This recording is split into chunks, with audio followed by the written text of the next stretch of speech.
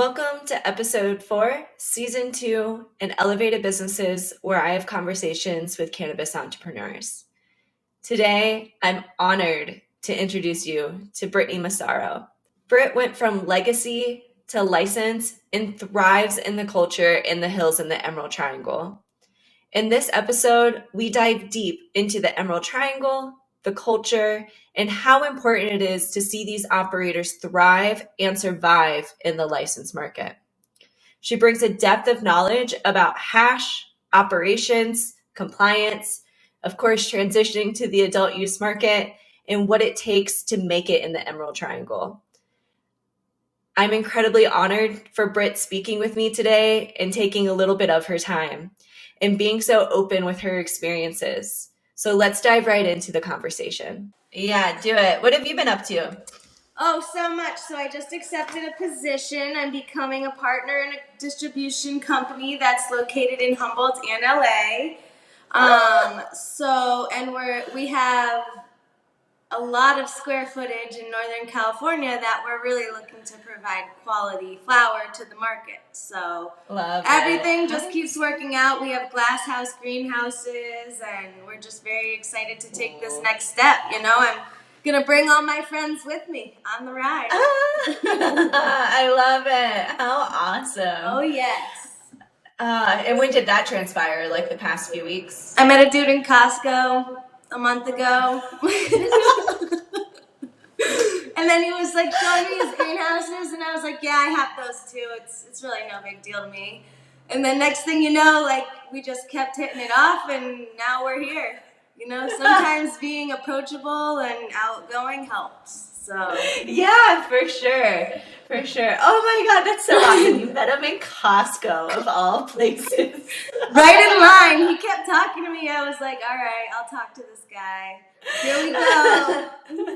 And next thing you know, you're partners and doing your thing. That's so dope. So, hey, when it works, it works. This moving forward in the cannabis industry today, it's about partnering up with the right people. It's about seeing people's strengths and knowing that you can work with them and knowing that that team is going to bring you there, because you can't do this industry alone. I can't even run Humboldt County alone. There's so many subsections where there's room for everyone. But, absolutely. I think at this point it's going to be quality, quality, quality. Yeah, agreed. I like to say it's a big enough sandbox we can all play in it. Yeah, totally. It'll be fine. Just grow good weed and we're fine. Yeah, grow good weed. That is the point. You have to grow fire fucking weed, or else you're dead in the water. That's for sure. Oh my God, how fun! So yeah, let's get into it. So Britt, tell me a little bit about yourself. How did you get started in cannabis? Go through the whole shebang. Oh man, I was an athlete my whole life and a nerd, and I had quit gymnastics, which I was very, very successful in, and I was probably about 14, and I started smoking weed, and I fell in love with it, and ever since there, I knew I was going to work in the industry. I knew friends that had moved out there to trim, and so during my college years, I would tell my parents I was going to Tahoe to snowboard, and obviously I would, but then I'd also run into Humboldt and make some money. And then one time I was like, oh, there's a huge snowstorm, I can't come back. And they're like, but we're watching the weather, and no flights are canceled. I'm like, I'll be there. So I graduated college a year early and moved out to California. Started in San Diego. I sold weed behind a very luxury hotel down there that I worked at, and behind the bar that I was working at down there. And then came up for harvest season. The farmers would give me their shake for free. So I would make bubble hash. That's a steal. Bring it down there. I'd trade bubble hash for anything I needed in the world. And I was living out of my van at that time, just living my best life. Like, I totally could afford a place, but I just wanted the full experience. And I was so transient between NorCal and SoCal. Then I saved up enough money, rented my own place, and started growing. Just like that. So anything's possible, kids. And that was under Prop 215 days, yeah? All Prop 215, so we would go to collectives. I mean, the distributor wasn't involved. We had scripts to grow for everyone. I have people who have turned into my family who have been doing this for 46 years. So collectively, these people showed me the way. But I mean, they didn't make it easy. They were like, oh, you think you can hang with us? Go dig your own potty.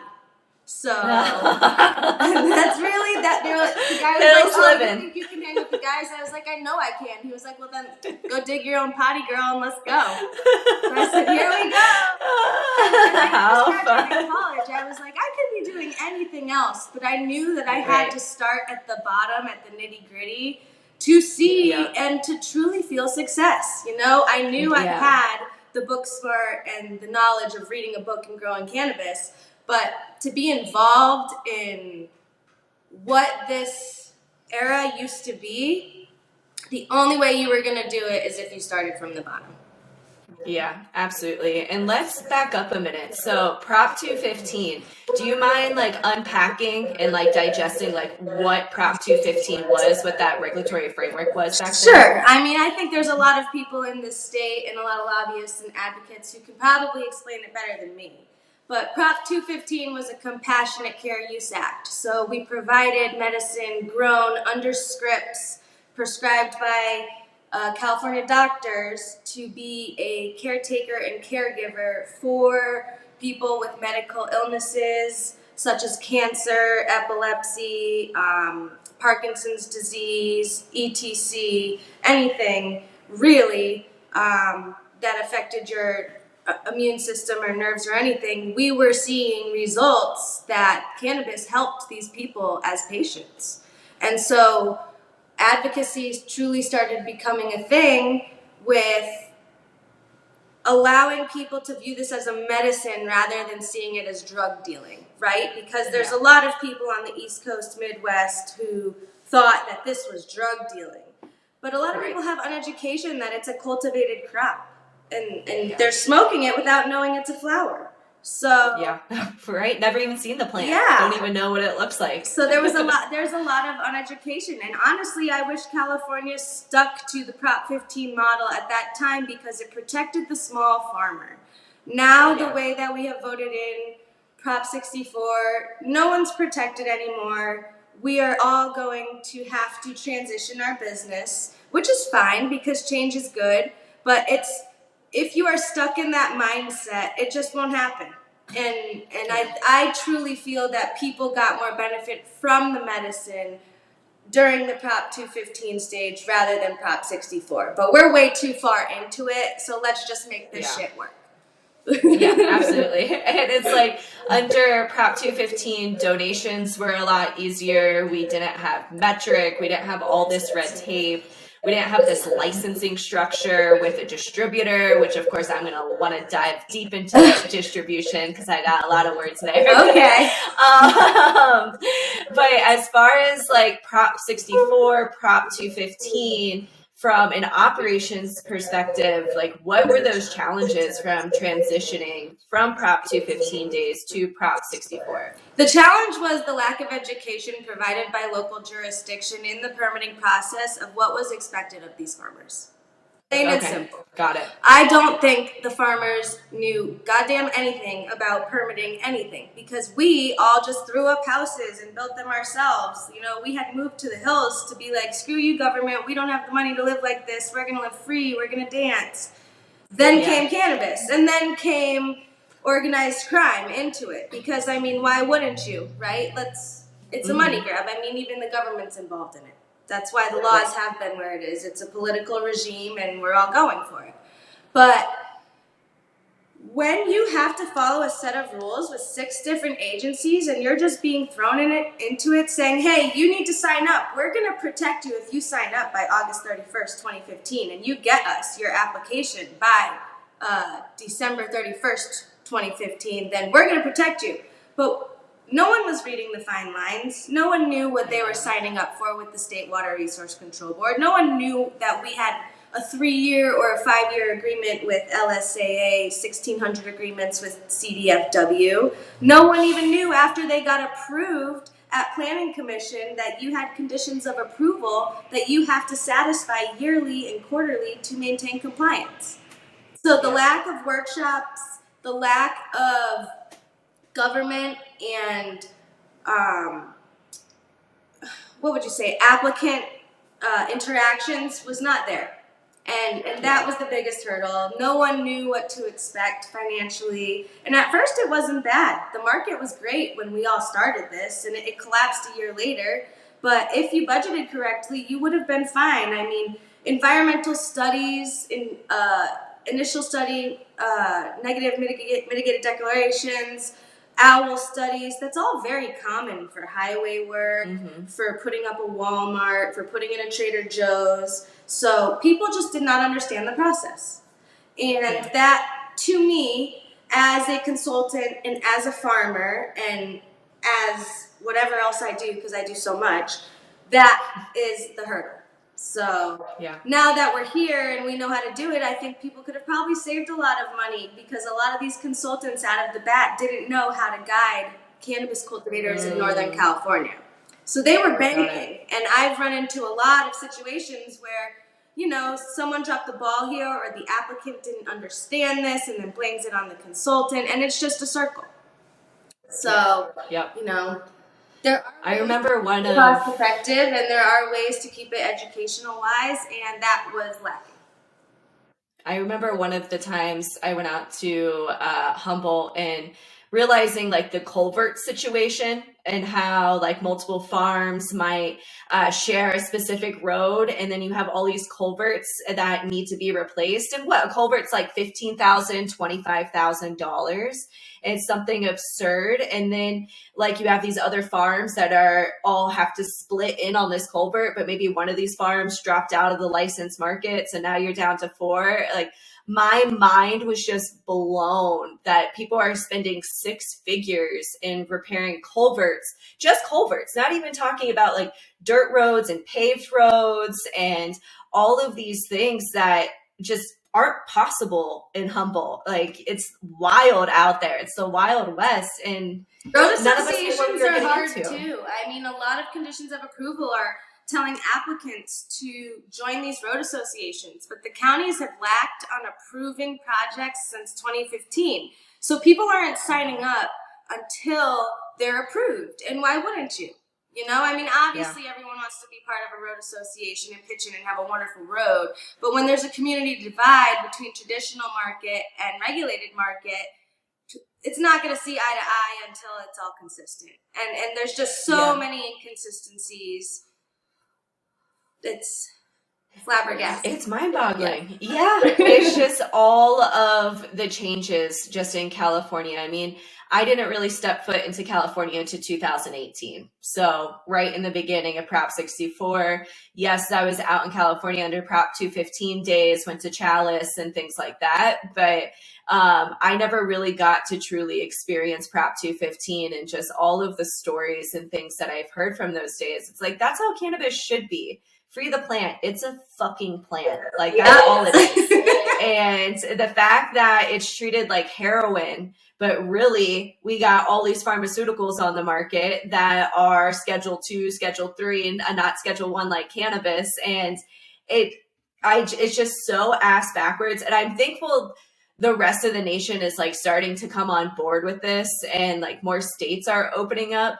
But the fact is that, what was it? 80%, 90% of the East Coast is still supplied from the West Coast. Like, they're still getting their West Coast weed. Like, that's not going to stop. So, I plead to the fifth if I know anything to that. Please do. Please plead to the fifth. But I would say, why wouldn't they want it? I mean, it's what's been known. It's known internationally. It's why Humboldt, Mendocino, and Trinity have such an international trade name. We have people coming from Argentina, Chile, Bulgaria, Iraq, all to come and work in this industry. So if we're growing the best, why wouldn't you want the best? You know it's going to be organic. You know it's going to be structurally appropriate. You know it's grown with the correct fertilizer. By the sun. Exactly. Yep. Exactly. Yep. And really, you guys are trying to implement this Appellations program as well. Do you mind speaking a little bit to that and like what that is, what that means? So I'm not too much involved with the Humboldt County Appellation program. I'm kind of an independent speaker on this, so I just kind of, put my opinion out there and throw it in. A lot. Go for it, girl. But Humboldt, Mendocino, and Trinity, they're going to be the next Napa Valley of cannabis. And so setting up these appellations with these sub-Mediterranean climates, that is where the plant wants to be grown. Naturally, looking back through history, those elevations, those climates, those cold nights, those really hot days, the plant loves it. There is a certain extent to stress that the plant likes. This area, Northern California, is the place to grow this plant. So once people understand and start truly diving into cannabis tourism, and the Emerald Triangle has this program implemented just like Napa does, they will see the difference in flavor profile, terpenes, taste, the way the freaking product smokes. And they will start becoming true connoisseurs, and this will be the next social experiment of the United States. Yeah, absolutely. And it's going to come with a lot of education. I think we're going to have to pretty much compare it to wine because that's what people are familiar with and kind of like make that bridge, that connection there. But there's also going to be a ton of education around terpenes, cannabinoids. 30% THC does not mean shit. Like it's actual, all of the other terpenes and flavonoids and all of these other compounds that are just so critical for giving you this really medicinal high, this really beautiful body high that you can get from sun-grown cannabis. And I think there's going to be a really big opportunity for education and really just pivoting that mindset for people to know, like, this is going to be a change in consumer behavior. So this is going to be a change in marketing, like I said, change in education, change in how people like sell things. I think it starts at the bud tender and making sure that like they understand and they can actually communicate these things to the consumer. And I'm really excited for it. I think it's going to be really awesome, but I think we have a lot to learn. And I think it's going to be a really big undertaking. I do too. I'm actually very excited. I know that this is a very hard year for a lot of farmers, especially small legacy cultivator farmers. But I do believe if you have the quality, you will make it through. We have seen this market crash before. It's probably going to happen again. We're competing with huge corporation companies and pharmaceuticals coming into this industry, but it does not mean that they don't want to work with us on our values and our knowledge of where we have taken this industry from the beginning. And so I think instead of people seeing it as a negative, as, oh, this is going to happen in California, we're going to fight here, we're going to fight here. Actually, it's a positive, because these corporations are going to survive and they're going to be looking at us to make sure they do. Yeah. There's no way Walmart you can just take it down like this. Yeah. So... Yeah. And there's there's a lot of money and a lot of lobbyists going into Sacramento, the capital, to make sure that this happens. And it can really be devastating at times, but if you just budget correctly and, look at the market at where we're going and look at business, you will be fine. Yeah. Yeah. And I think that's been a really big mindset shift from going from legacy into the license market. Like I know when I was out on some farms in 2018, one of my questions was, what's your cost per gram? And they couldn't answer that question. Now they can because like they were forced to, but during that time they're like, oh, I just know this is my input and this is my output. And I'm like, yeah, but like, what's your cost per gram? Like what is this? And it was just, and it's a big mindset shift. I mean, there's business involved. Like, of course they're not going to get MBAs or anything like that. And a lot of these farms, as you know, are generational farmers. Like they've been doing this generation after generation after generation. There was one farm I went and visited, and I remember I was helping him, of course, implement metric and like get some things with record retention in order. And he just like sat down some SOPs that I handed to him, and he looked at me and he's like, Bree, if my grandfather knew I was doing this, he would be turning in his grave right now. Like, this isn't like what we do. And I'm like, this is just so crazy. And I just fell in love with just the culture, the community. You know, I always like to say we're not very trusting in cannabis, but like the Emerald Triangle takes it to this whole other level of just, you are not allowed in here. Like, you have to know someone, and they need a vouch for you to like be able to like be in there. And so the fact that you right out of college was like, got your hands dirty, went straight in, started making bubble hash is just so incredible. And now what, you oversee 45 different licenses, a business owner, your own license. Like, what are all the things you got going on now? I mean, I've helped permit over 300 licenses within the state of California. Wow, I've that's worked incredible. with multiple consultants and attorneys. Thank you to all who have helped me along the way. And I just don't really want to work for anyone else. So I just created my own company, and I have, well, now I'm letting them go a little bit. I might have them run it now because I'm transitioning. But I had Marie and Amber who just locked it down for me, and we were the most ultimate, awesome dream team for women. We were crushing it. But then the market dropped, so I had to kind of lay off my clients and make sure they were going to be successful. And I think as a consultant and management company, your ultimate goal is to make sure that they can stand on their own with or without you. 100%. So I do think that we put all of our cultivators in the position to be successful. And now if they just need us on the back end for metric or renewals or conditions of approval, we're there. Awesome. And then, so that being said, recently my farms have had issues with distributors. Okay, so we have been working forever under Prop 215, had no problems. Prop 64 came around, we were starting to work with all these different distributors. Some of them work, but nothing's consistent, you know? So that's why I took the job at Humboldt Emerald Triangle, to make sure that my guys stay living in this market with distribution. And the distribution avenues that we have in Humboldt and Los Angeles, they will sustain us for many, many years to come. So as a consultant, I think I've kind of outgrown my consulting company, and now I'm taking on the responsibility for sustainability. Awesome. Yeah, really smart. And I love that you put your relationships and your customer first. Like, that's something just so critical that I don't see a lot of consultants do. And so, like, props to you for doing that. And with that being said, let's talk the distribution model. So if you don't mind, let's back up a little bit and talk through what the distribution model is in California, because a lot of other states have distribution models, but they're more like a transporter, and it's not exactly forced. I guess from my perspective, or from what my knowledge is in California, the main reason for the cultivation model was more like a security concern, and a lot of alcohol lobbyists was my understanding. So let's just back up for a minute and explain the distribution model under Prop 64. Well, I mean, I'm new to it, and I think I write my own rules, and then I just get told by the BCC to slow down, Turbo. So, but it has, so a cultivator cultivates, right?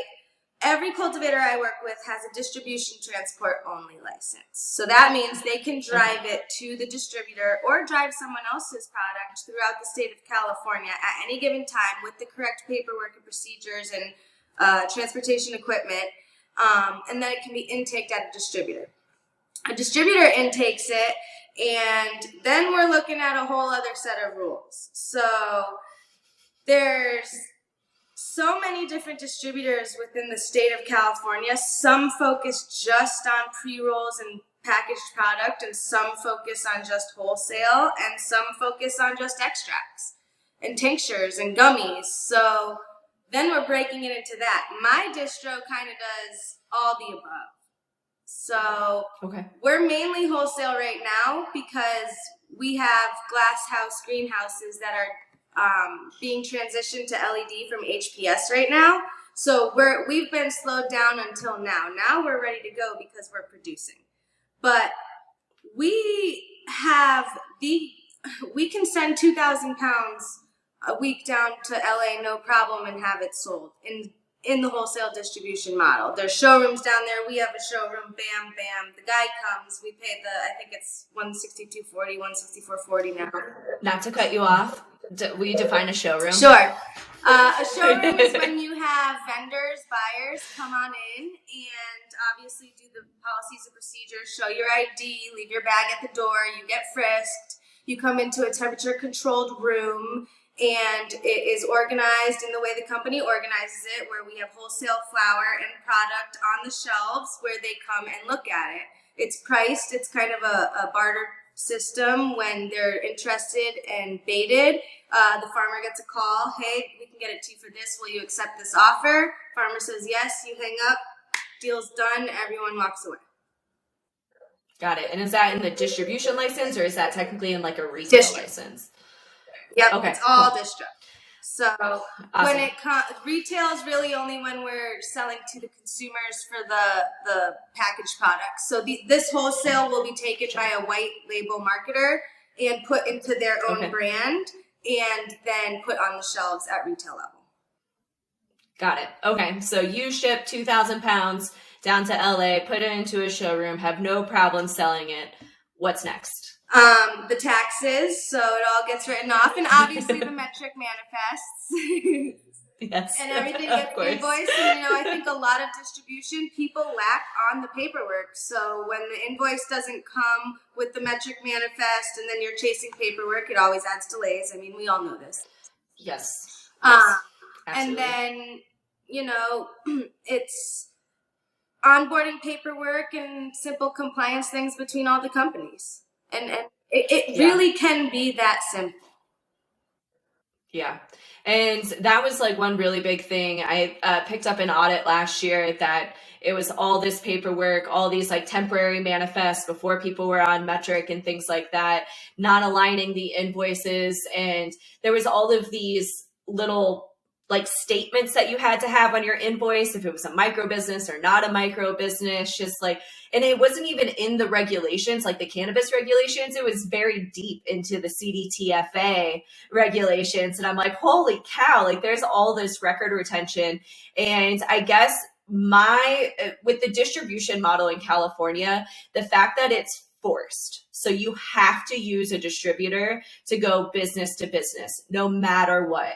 Other states allow like a manufacturer or a grower to do distribution activities. But this also ties into the testing, because as we know in California, it's the distributor. So later on the supply chain, the one that's doing the certification of analysis, which just like makes no sense to me that it goes later down in the supply chain and then you do your COA, while other states you do it at the harvest batch level before you even create your package from the harvest batch. And so then everything else in the supply chain is tested and it shows that.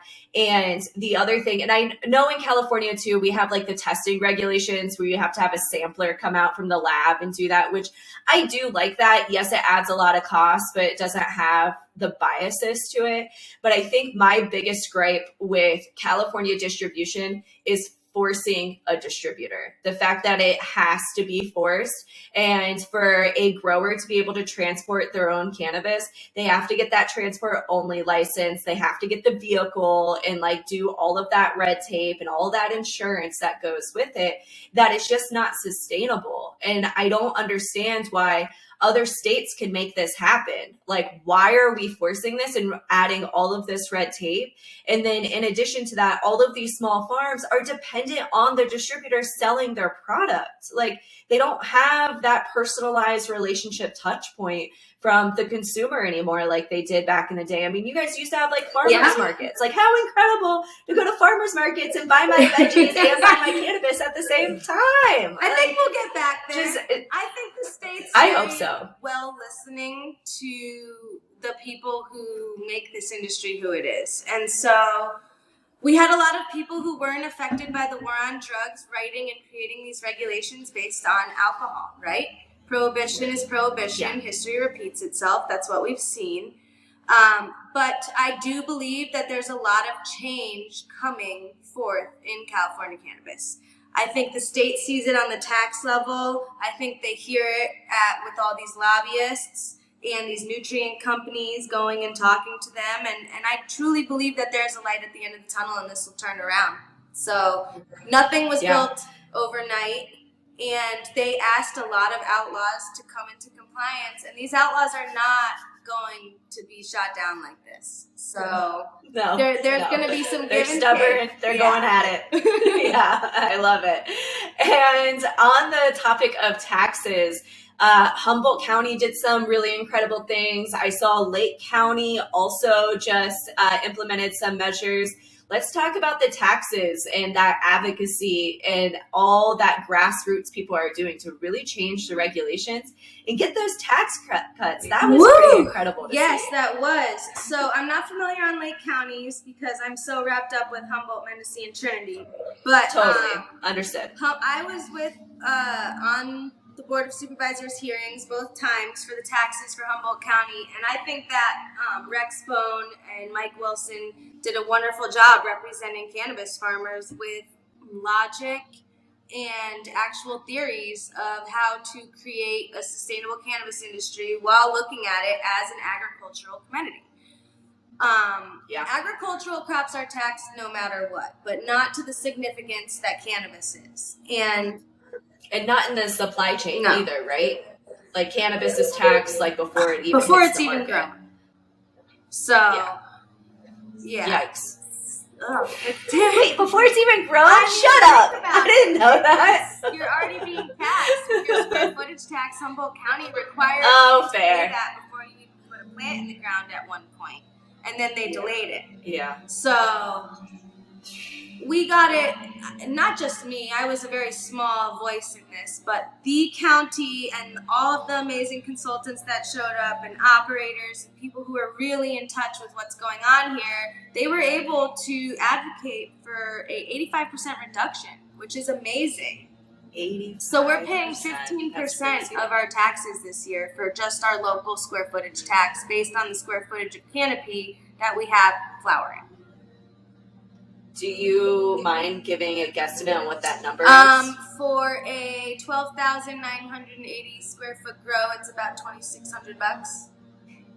Yep, $2,600 for the 15%. 15%. And so if you were paying that full amount, what would that full amount be if you were paying 100%? $15,000. Just a guesstimate. Yeah, I know. I'm like, I can't do the math. And that, it's paid twice a year, but when you have square footage taxes, per pound taxes, shake taxes, federal taxes, California state taxes for your income, and then your state license taxes are your fees. Those state licenses are not cheap.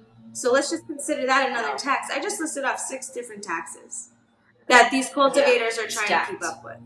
And it's doable to create a awesome implemented tax system, but we need to merge bureaus together in order to make this happen, because the separate entities wanting their hand in the pot, it's just not working.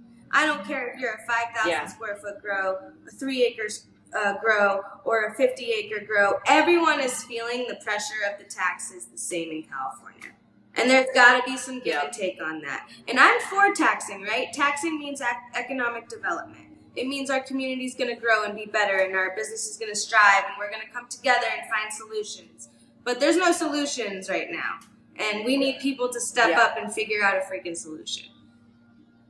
Yeah, and that's just the upstream supply chain. That's just the grow. So, we're not even talking distribution, retail, what the consumer's paying out the door, which of course you go get an $80 eighth, but then you can go to your homie that wasn't able to get into the license market and get a $25 eighth, and it's probably better quality. So it's just, and none of it makes sense. And it's if we don't learn from these mistakes in California, we're going to keep having this problem. I mean, federal legalization, it's in the news right now. We all know it's not going to pass the Senate. So it's great that cannabis is in the news and people are being aware of it, but these issues that we still have are going to keep compounding state after state, federal legalization. Once when federal gets involved, wanting to put a 25% excise tax or something ridiculous on it. Like, none of it. Yeah, right? Like, are you kidding me? Like, none of it makes sense. And I'm hoping that people are starting to learn. Like New York and New Jersey, I think they're starting to learn on the social equity side specifically, and like the social equity programs that they're implementing. But from a tax perspective and people just seeing the green rush in cannabis, especially as the East Coast and the South starts to open up, like, we got to learn from this. And you can't just keep on taxing it, and you can't just keep on just thinking that this is going to pull our economy out or do all these great things, because no one's going to survive. No, I mean, COVID was great for cannabis, to be honest with you. My businesses were booming. Everyone was at home smoking weed, but it's not sustainable if you're not bringing money in and you're going to continue to heighten the price and put the taxes on it. People aren't going to be able to afford the legal market. So, yeah, absolutely. And I don't know what the solution is here. I mean, of course, it's just not taxing. For me, I'm just like, just tax at the consumer and call it a day. Like, just add, like, if you want to add 10, 15%, whatever. But just like add it at the consumer. At least we don't have these stacked compounding taxes through the entire supply chain, the licensing fees, barrier to entry. I mean, how much did these growers had to invest to like be able to make that transition? Probably multiple six Some of figures. them spent their children's college funds. Oh my God, my heart. You know, and they're very vocal about it. So, you know, and it's hard because Humboldt County doesn't like corporations at all. They want to protect local. They want to protect small farmers. And I do too, right? But sometimes capping farms at 10,000 square foot is not helping, because family farms are an acre and below. And so when you go above that 10,000 square foot threshold and your board of supervisor in a certain district just thinks that that's a mega grow, then you have community divide again. And so everyone he represents obviously goes with his opinion on it, and then the board of supervisors can't come to a conclusion, and then we're at an unstable and consistent area of what and how should be governed and what is labeled what. And so just constant conflict. No one really knows in cannabis, but everyone's ego has to govern it to be a certain way. And that's a huge issue going on local levels. There's a lot of environmentalists. Do you mind unpacking that a little bit?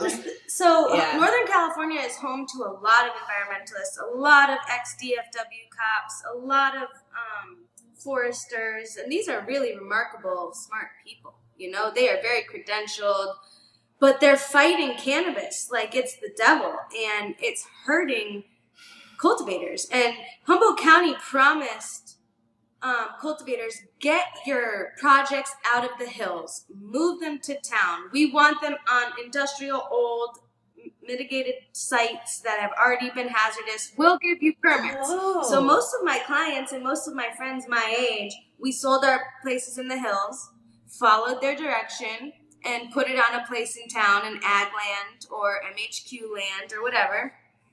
Well, then we get to our planning commission hearing, and all the neighbors hate us. They don't want cannabis in their community.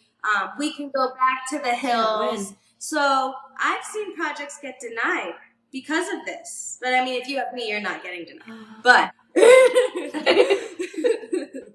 I have seen projects not have sufficient enough argumentable, legally defensible paperwork to fight these really smart professors and ex-DFW cops on their concerns within their community. And so... And DFW, Fish and Wildlife, right? And actually, I like Fish and Wildlife. They're great to work with. You just got to communicate. But... And don't divert any water. Follow the rules. It's not hard. That's another big thing in California is our water. And that's another thing that these neighbors and these environmental groups have put significant impacts on cannabis cultivators is a lot of them can't use our wells anymore. A lot of us, myself included, got approved with a well.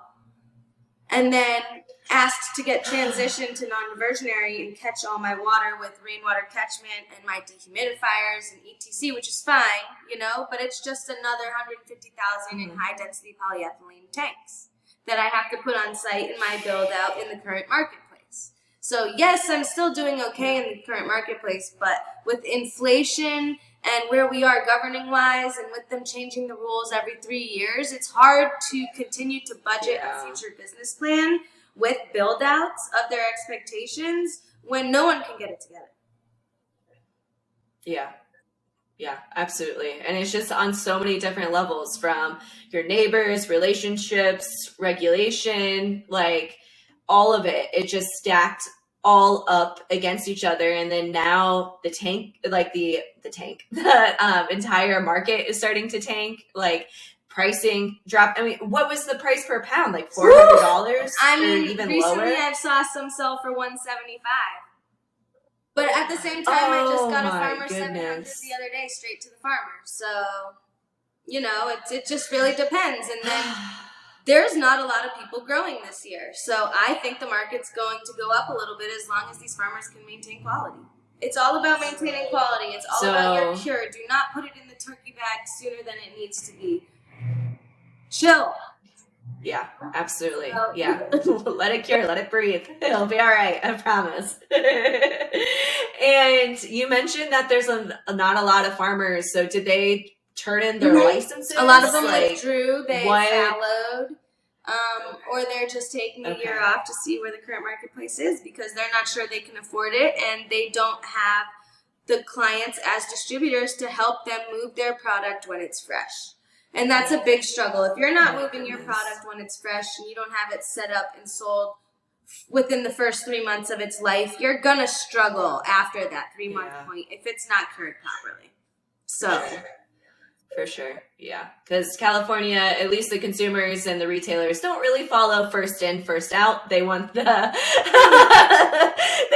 most freshest stuff, and that's what's going to be on the shelves, and that's what they're going to push. And I heard something crazy that people that turned in their licenses and wanted to grow just veggies, not even cannabis, in their hoop houses, that they're not even allowed to if it's on the premise diagram under the canopy. Did you hear anything like that? You have to do all these modifications to your permit and have to send in pictures and evidence with newspaper dates proving that you're growing tomatoes in there, and you still have to get the greenhouse ag exempt approved. And Humboldt County invested $2 million into this satellite imagery program to help regulate the illegal market, but I feel like they're really regulating the legal market growers extensively with it, which is fine. International Dark Sky Association standards. I spent a lot of money on light traps to make sure my greenhouses didn't light up the dark sky, right? Well, I see everyone around still doing it. So I understand, like, if I had to spend the money to be in compliance for that, I feel that they should too, but I'm not a snitch. I would never snitch. I'd rather go to jail. Yeah. But when you have someone governing you through satellite imagery, half the time they're wrong on what they're even looking at and telling me I'm cultivating in something that's not even cannabis plant. So it's that struggle too. And then you're inviting site inspections onto your land. And here's my biggest problem with the state of California. I have families who live on site with their family, and their farm and their area and location is public information. Why? Why? Any guy who wants to come rob us can go on Google and find any of our farms and come straight to us. So... a lot of homesteads, and you're right. It's such a security. So they need to cut that out. It's so scary because it's everyone. Yeah, not everyone, but it's a lot. I mean, I'm pretty much all the farms I visited were pretty much homesteads, and I loved it. I think it's beautiful. I think the farms and the culture and the community is absolutely beautiful, but the security risk. And then when California first went out, they posted every single license, all their phone numbers, their emails, everything. So then everyone just got getting blasted with oh my goodness. I know, right?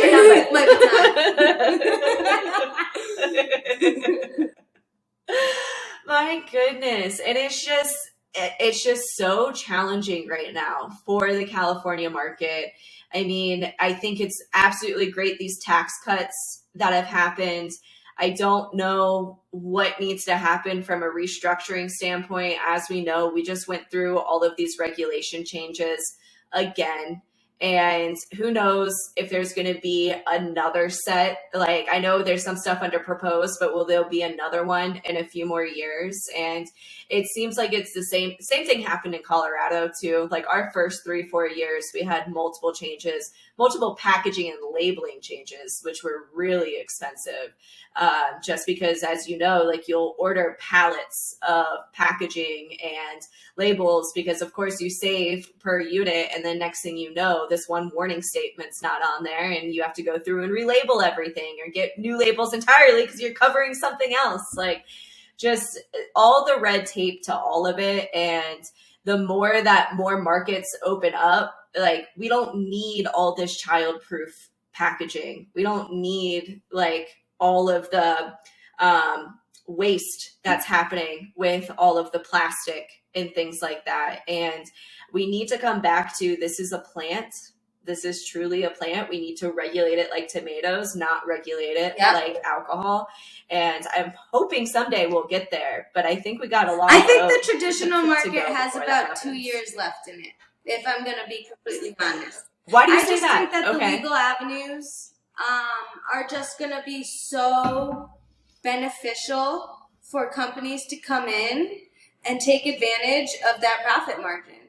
Once you have your facility dialed, you're going to make money. And so there is still a luxury in cannabis, and there's still always going to be a need for cannabis, and there's always going to be a market for cannabis. And so once we as a nation get this figured out, obviously by states first, it will strive. And there's still black market in alcohol, but why would I go to that when most of it I can just go to the store for? We're looking at the same thing with cannabis. Interesting. That is the first time I've like really ever heard that theory of it just being gone in 2 years. Because I guess like here in Colorado, we still have a traditional market. It's just not nearly as big. It's just not the blown up houses or anything. People might be, growing 50 plants instead of 150 plants. And it's just a little bit smaller, maybe better quality and things like that. But there's too many people coming into this. There's too many big timers coming into this to make sure they're successful, that there will be a black market, but it won't be as strong as it is right now. And I truly, truly believe that. I'm around some really successful business people who I admire and look up to, and it's their projections, and they're using algorithms, and they're looking at market trends, and numbers don't lie. So yeah, for sure. Follow the data always. I love it. So, Britt, question for you, and this will probably get us on a tangent, but if you had a magic wand for our industry and were given 3 wishes, what would those 3 wishes be? I wish people who don't know how to grow weed would stop coming into this industry. I also hope and wish for my next 2 wishes that we continue to look at the research for cannabis as a cancer cure and as an epilepsy cure and as medicine, because that is what we all started this for. At the beginning, it took away someone's anxiety. It helped someone's pain. The benefits are there, and we need to go back to the drawing board on the basics of why this plant is presented to us at such a high risk level. Why is this plant so intriguing to people? It's intriguing to the government. It's intriguing to the black market. It's intriguing to normal folks like you and I.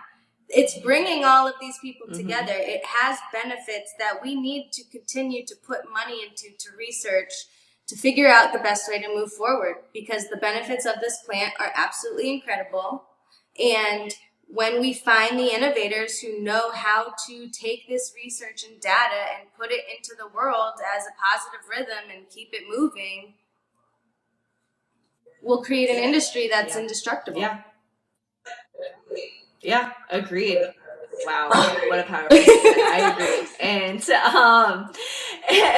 And what, just recently, you're probably familiar with like the red Congolese variety in like South Africa, and how they brought over seeds and how it's really high in THCV, which is like this whole new cannabinoid that a lot of us didn't even know. And apparently they're starting to do research on it. And apparently it helps with diabetes and blood sugar, like balancing out your blood sugar. And it also helps with suppressing an appetite. So like actually like cutting down on what you're eating and maybe a weight loss type of situation. But directly like to your point, we don't know what we don't know. There's so much about the plant that we really need to understand, and going back to that grassroots of this is truly medicine. This truly helps not only with epilepsy and helping with cancer. And I think I also saw somewhere else that the THC, maybe, I'm not completely sure which cannabinoid, helps with your liver cells. So people that drink a lot as well, like, will help replenish your liver cells. And if you stop drinking and just consume cannabis, then you're actually doing all of these benefits for your body. And we just, like I said, we don't know what we don't know. And I really love that wish for our industry, that we go back to the science, to the data, and really find out what to do and how to use it. Hey, we're all in it to win it, so let's get down to the dirty. And I'm actually going to put a third wish in your mouth that you told me previously about Appellations, and all about the cannabis tourism, and just how there's going to be this entire avenue that we've never even considered, and have retreats. And, you know, I love what Papa and Barkley's doing up in Arcadia with the whole spa and cannabis and everything. When I saw they launched that, I just, so smart. That's a good so smart. I'm like, yeah, I want to go. Yeah, very much so. Very much so. Whenever I'm in California, I'm always grabbing their products. Everyone should.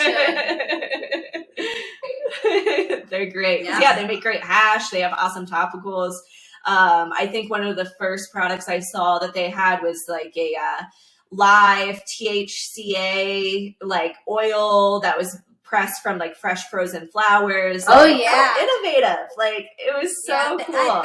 If people are looking to dive into cannabis and they want to be comfortable with the brand and medicinally start using it, I always recommend Papa and Barkley. Always. Okay, awesome. What other brands do you recommend as like a beginner product? That's about it for medical. Okay. All right, let's move up. So for experienced users, what are some of your favorite products? I really like, what is it? Space Gems, the edibles. Yeah. And they do the little variety packs in there too. I really like anything from 710 Labs. I really, truly enjoy the live resin. Oh, girl.